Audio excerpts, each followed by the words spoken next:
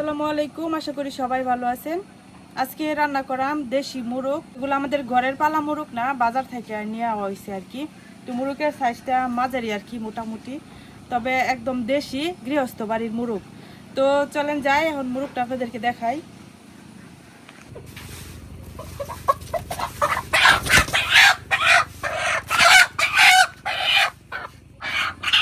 তো মুরগটা মাত্র ধরে আনা হয়েছে আর কি। আর এই মুরগটা সাইজ অনুযায়ী দামটা একটু বেশি নিছে। তো এটার দাম নিছিল 450 টাকা। তো শহরে হয়তো আরো দাম বেশি, আমরা গ্রামে যেহেতু সবার ঘরে ঘরেই এই মুরগ পালা হয়, এই জন্য দামটা মোটামুটি একটু কম। তবে আমার কাছে মনে হইতেছে যে বেশি, কারণ যেহেতু আমরা বাড়িতে মুরগ পালি, কিন্তু এখানে হলো মুরগ মুরগি পালা হয় না, তো বাজার থেকে কিনে আনা লাগে। তো চলেন এখন মুরগটারে প্রসেস করে নেই। মুরগটা এখন আমি সিলাই নিলাম।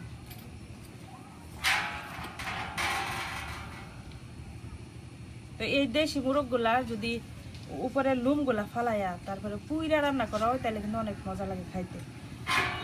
তো এটা অনেকটা একটু ঝামেলার, এই জন্য হলো আমি আজকে চামড়া সহ ফালাই দিতেছি। এই যে একদম হলুদ হয়ে রয়েছে, চামড়ার মধ্যে তেল।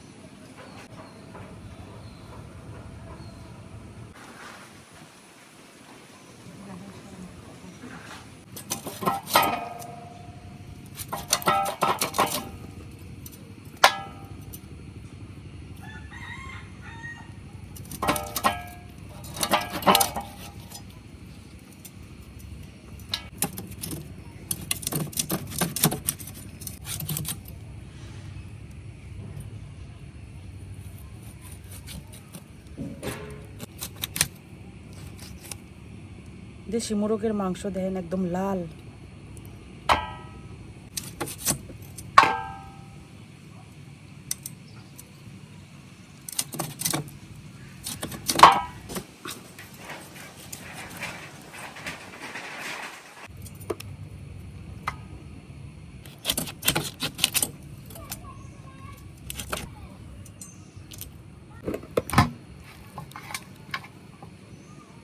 আমার মুরগির মাংসটা কাটা শেষ, এখন আমি ভালো করে ধুয়ে নিগা।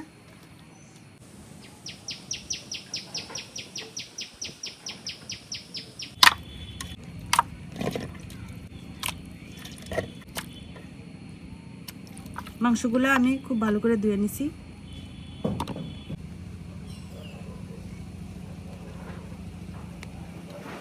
তো আমি মুরগির মাংসটা কাটিয়া ধুয়ে রেডি করে নিছি। আর যেহেতু দেশি মুরগির মাংস, তো এখানে মাংস কিন্তু অল্প হয়ে গেছে। আর অল্প হইলেও দেশি মুরগির ঝোলও খাইতে কিন্তু অনেক স্বাদ। আর এই দেশি মুরগির সাথে যদি দেশি আলু, ছোট ছোট আলুগুলো এগুলো দেওয়া যেত, তাইলে তো অসাধারণ হইতো। তবে এখন আমার কাছে দেশি আলু নাই, তো বড় আলু আছে, এই বড় আলুগুলাই দিয়াম।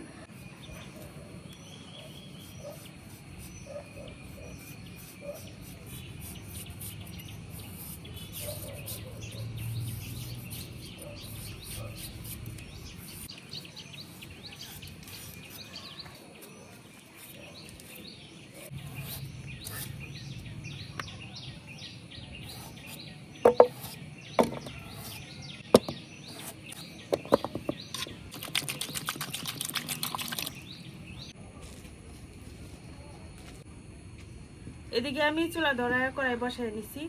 এখন প্রথমে আলুগুলা একটু ভাজা নিলাম। যেহেতু বড় আলু একটু মানে স্বাদ কম, পানিসা পানিসা লাগে, এই জন্য একটু ভাজা দিলে খাইতে মজা হয়। কড়াই দিয়ে দিতেছি তেল। তেলের মধ্যে দিয়ে দিতেছি একটু হলুদ গুঁড়া আর একটু লবণ। এখন কাটতে রাখা আলুগুলা দিয়ে দেব। আলুগুলারে হালকা একটু লাল করে ভাজা নিলাম।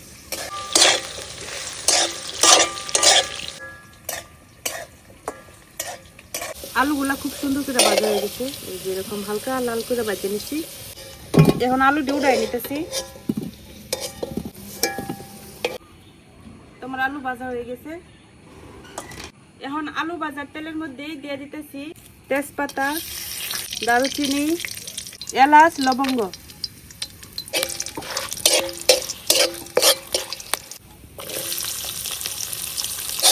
এখন পেঁয়াজটারে লাল করে ভাজতে নিলাম। পেঁয়াজটা ভাজা হয়ে গেছে। রসুন বাটা, আদা বাটা,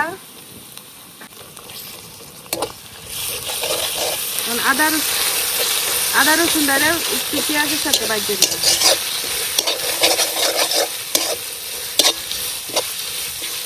শুকনো মরিচের গুঁড়া, হলুদ গুঁড়া, ধনিয়া, জিরা গুঁড়া, লবণ,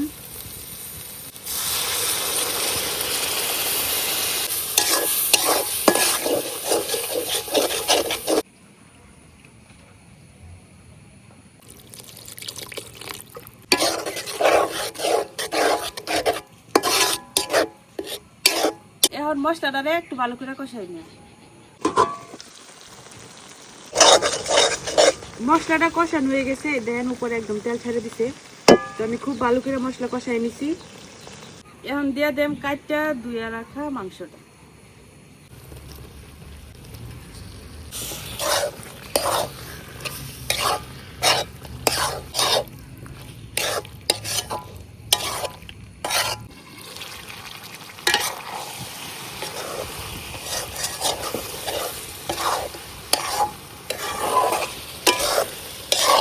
মাংসের মধ্যে কিন্তু আমি এক ফোঁটাও পানি দিই নাই।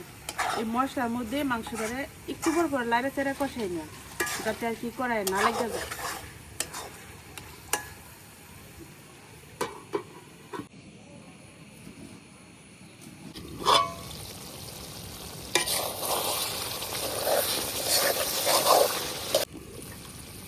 এই যে একদম উপরে তেল ছেড়ে দিছে, আর মাংসটা কিন্তু খুব সুন্দর করে কষানো হয়েছে। আর কালারটা দেখেন কতটা জোস হয়েছে। এখন একটু ভালো করে নাড়াইয়া জল দিয়ে দেয়।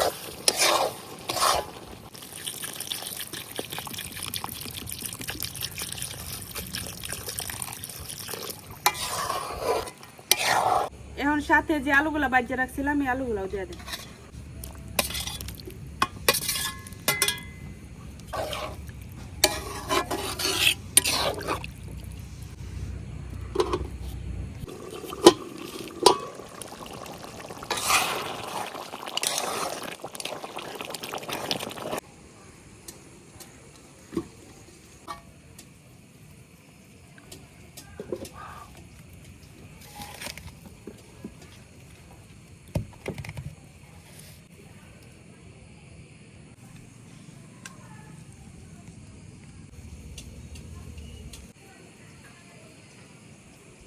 এইদিকে মুনতাসিরের আম্মু লুচি বানাইছে, এই যে।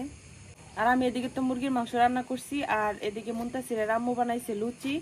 তো এখন আমরা দুজন লুচি দিয়া দেশি মুরগির গোশত দেখাবো।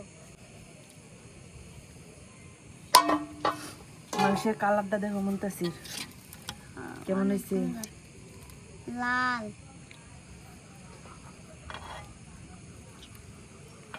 ঝোলটা আমি পাতলা রাখতে চাইছিলাম, কিন্তু ঝোল সেই ঘন হয়ে গেছে।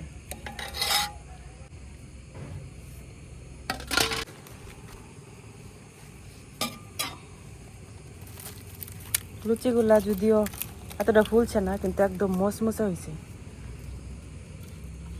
দেশি মুরগের ঝোলটাই অনেক স্বাদ। বিসমিল্লাহ।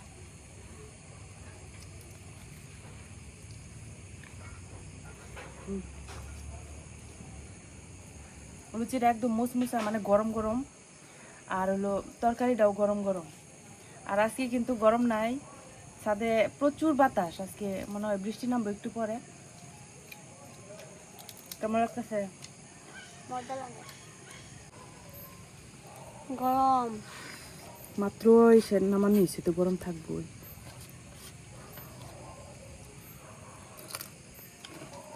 কেমন? দেশি মুরগের মাংস অল্প একটু খাইলেও স্বাদ।